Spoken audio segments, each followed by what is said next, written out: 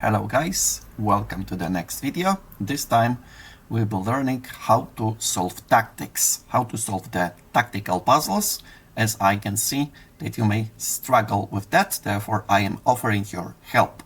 The first will be talking about check capture, the idea that we'll be learning based on 3 puzzles. The second one captures 3 puzzles as well, checks 3 puzzles as well, and hanging pieces 3 puzzles as well. Take notice, this is the introduction into the concept that I'm going to show you in the next few videos, how to solve the tactics. Therefore, this time only these 4 points from the list, and step by step I'll be going into this one to record it and to explain it the best way possible. Therefore, I hope you will like it, and let's get into it. And now, as you can see, there is the teaser, and I'll show you why I just gave it at the end of the video. Therefore, if you are curious, get to the end of the video or skip it if you wish, and let's get started with the main meat. Let's go. Let's get with the first position. The first type of positions will be devoted to check capture idea. Take notice that I am talking check capture as the one word. It is the acronym from the CHCP, therefore it is CH like check and CP like capture. What does it mean? It means that we are looking for the moves that has 2 components in one. It must be the check, and in the same time it must be the capture. At this moment, the only move of this type is the rook captures the rook check. Therefore, at this moment, white can only defend against the check by blocking with the pieces. If bishop blocks, we find another move, capture with check, therefore CHCP. And again, white has the only legal move to block the check. And again, we are looking for the capture with check. And now this is the checkmate. The next example is the same type of capture check. We can see that this is the normal check because it doesn't capture anything. And this is the capture check as we are looking for at this type of examples. Therefore, we start with the capture check. After capture check, there are 2 legal moves by black, either to capture the queen or to block. Take notice, the king cannot get into the 7th rank due to the bishop. Therefore, bishop captures. Now, we do not have any capture check, therefore we are looking for normal checks. The normal checks attacking the king is on the back rank with the rook. The only legal move is to block. Again, capture check is the move that we are capturing the rook and at the same time delivering checkmate. The third puzzle, the third tactics, is again the type of capture check. We have 2 capture checks here, either here or there. If we exclude this, as this one is not giving us too much of the ideas that we're going to use, we have only this one as the simple calculation. After capture check, the only legal move is to capture the queen with the rook, and again we are looking with the capture check, and after that we are delivering checkmate. Take notice, at next videos I'll be explaining what are the ideas that we need to take into account. This time it was the idea of the ladder checkmate that help us to establish the checkmate variation. The next type of ideas that you are looking for if you are solving the tactical puzzles is the capture. The capture acronym is the CP capture. How many captures are there in this position by black?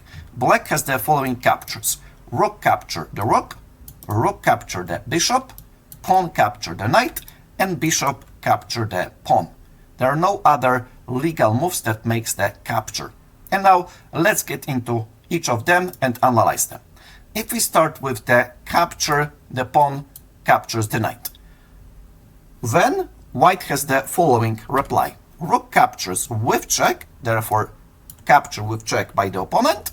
After we capture again, capture with check, and after the king step back, the pawn captures the pawn, and as you can see, white is full rook up, therefore a easily winning position. What happens if the rook captures the bishop? This is again the mistake of, if you wish, the blunder, as there is the same type of variation that we need to take into account. After rook captures, the king step back, and now the knight that was hanging by being attacked by the pawn just captured the rook. What about the next idea? If we capture the pawn with the bishop, it's again the blunder, as there is the same line that refutes that. The first one is capture with check by the opponent. If we recapture, capture with check by the opponent again. After king step back, the knight captures the bishop that was hanging, and at the same time step back from being captured by our pawn. Therefore, what would be the key idea? The key idea is rook captures the rook. Why? First of all, we just do not allow the opponent to capture with check, hanging the rook, and at the same time we are threatening to capture the rook, threatening to capture the knight with the pawn, and if the knight doesn't protect the bishop, and after the rook is being captured. Therefore, now white replies. Rook captures the rook in order not to allow us to capture with check. After the pawn captures the knight, take notice, the bishop lost its defender and we won the material. And now, after the pawn recaptures, we win the bishop. Of course, you may ask why at this moment, after the pawn captures, white didn't play rook captures the pawn, counter-attacking the bishop. Let's check it out briefly. After rook captures the pawn, counter-attacking the bishop, pawn captures the pawn because it's very close to the promotion, and after the idea of capturing the bishop and getting with check, the pawn will be protected at the back rank. Therefore, this is the simple variation. Rook captures the bishop, we recaptures. Now the threat is to promote with check, therefore either white plays here or there. It doesn't matter because it's the same idea. After rook check, the king step back, and now the rook is controlling the promoting square. But the problem is the rook gets into the check on the back rank, and after the king step back, now the rook is protecting new promoted queen. And after the capture, we are up material. Another position, that it is the type position capture. We are looking at all of the captures. Take notice, the stronger you are, the faster you can reject the captures that doesn't make sense. For example, capturing the pawn with the queen, if the pawn can recapture the queen, doesn't make too much sense, right? Therefore, except of this move, we'll be looking at each of the ideas that we can have a look. First of all, what would happen if the queen captures the knight? We are winning the knight, but at the same time we are losing the queen because the pawn recaptures. Therefore, we lost too much of the advantage, too much material. Another one would be capturing the bishop with the queen. But take notice, the bishop was protected, and after this series of trades, white is ahead of material again. What happens if black would capture the pawn with the bishop? At this moment, it's again the blunder, as the rook captures the bishop, simultaneously attacking the queen and being protected by the pawn. After queen step back, we recapture the bishop on h6. After the recapture, we captures here, and again white is the winning position as they have much more material. Therefore, what would be the idea to solve this position? The idea being to remove the defender of the g5 square. g5 square is the bishop occupying the square, at the same time protected by the knight. And now let's check out the simplest variation. After bishop captures, if they recapture with the bishop, we simply captures back and winning the material. And if there will be another variation, for example, if white would like to capture the knight first, after the bishop captures, we recapture the bishop again, at the same time threatening the queen. Take notice the bishop that captures previously from the opponent's side is not attacking our queen, therefore the queen is forced to recapture. Of course the knight could recapture as well, but it doesn't change the outcome. And now after the captures here, now we are up a full bishop. And one more example about the capture idea is this one. I hope you will like it as well, because I'll show you simple ideas step by step, and if you just practice them, I hope you will apply them to the practice and they will help you to get better at tactics. Now, what are the tactics? The tactics I mean at this moment, the captures are the following. And now, as I just mentioned previously, we are excluding the capturing of the pawn with the queen if the queen can be recaptured an easy way. Okay? And now let's get with the first idea. What would happen if we just captures this pawn? If knight captures this pawn, remember, the knight is worth 3 points, and it will be recaptured by the pawn that is worth 1 point. After bishop captures, the queen would be attacking the bishop.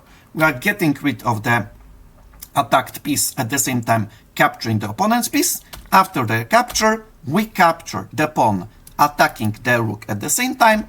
After rook step back, we are protecting with the queen, and if the queen captures back, we just recapture with the bishop, stepping back from being captured, and now you can see we are full bishop up.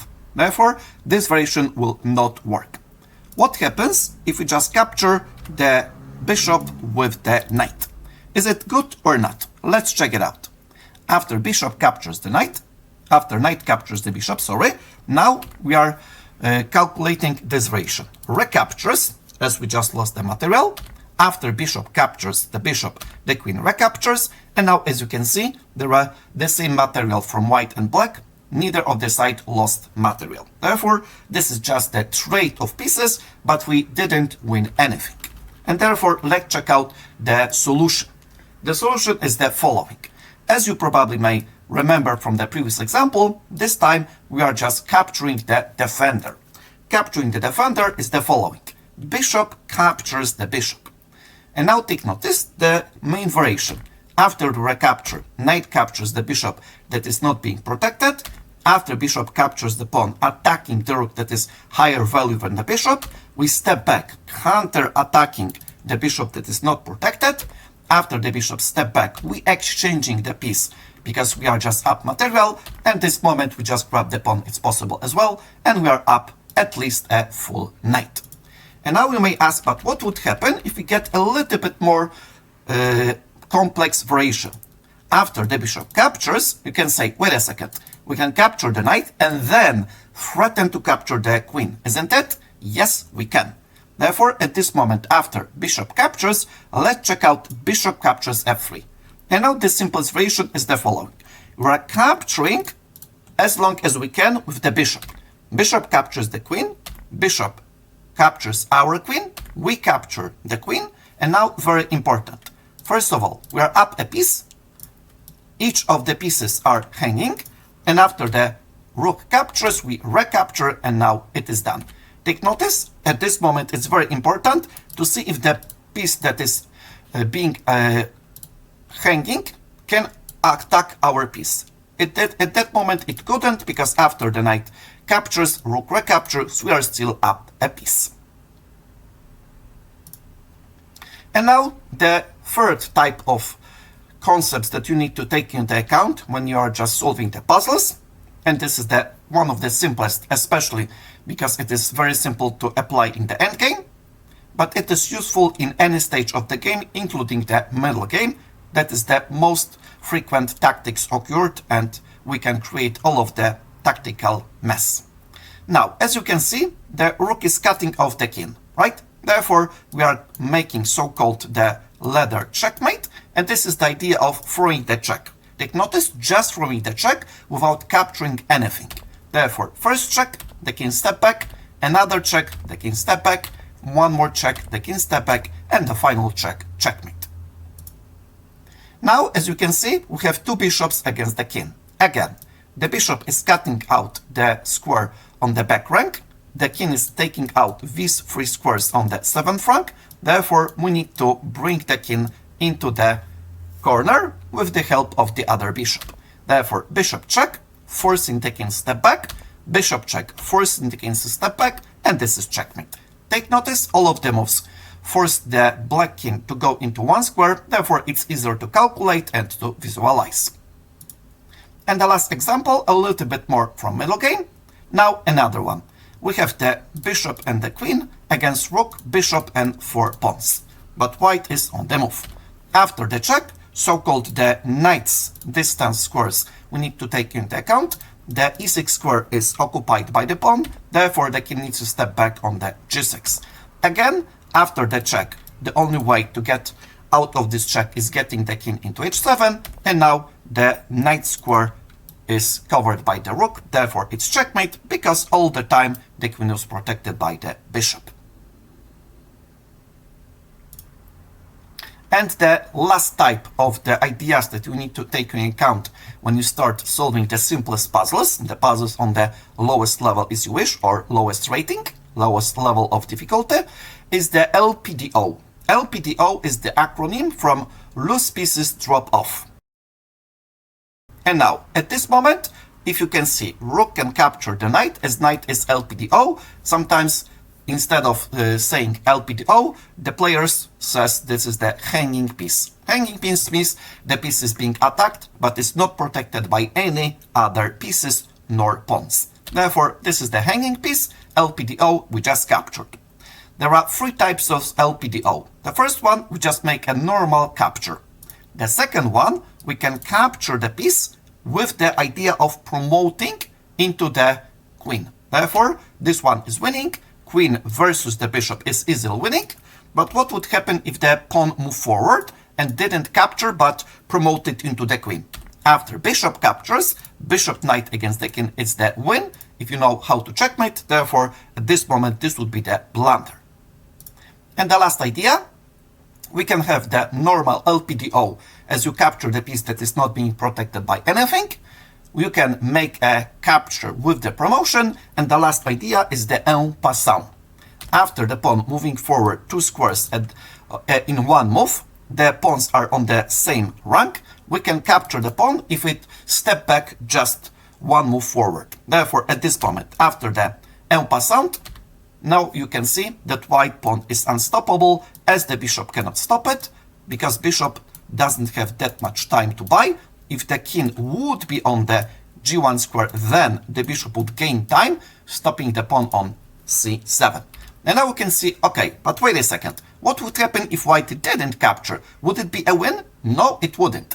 Even though the bishop cannot stop the pawn in the promotion square or in front of the promoting square, take notice it's just a draw. How is that? It is because so-called a type of fortress. Now I can see you some of the moves. In a second, I'll just explain them. Take notice that the pawn is going to the promotion. It's going to be protected by the bishop.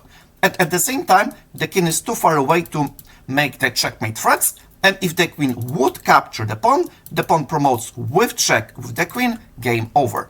And take notice, even if the queen would be attacking the king on the 7th rank and capture, it could be possible to try to make some more resistance. But due to the lack of getting to the 7th rank with check and attacking the king and capturing the pawn, it's not possible to win this game any longer. Therefore, at this moment, from the starting position, after white pawns could have the opportunity to capture the pawn en passant, now after the en passant, it's winning. If you push the pawn forward just one move, it's just a draw, because the pawn cannot be captured using the double attack from the c7 square, as the queen cannot get into the square with check.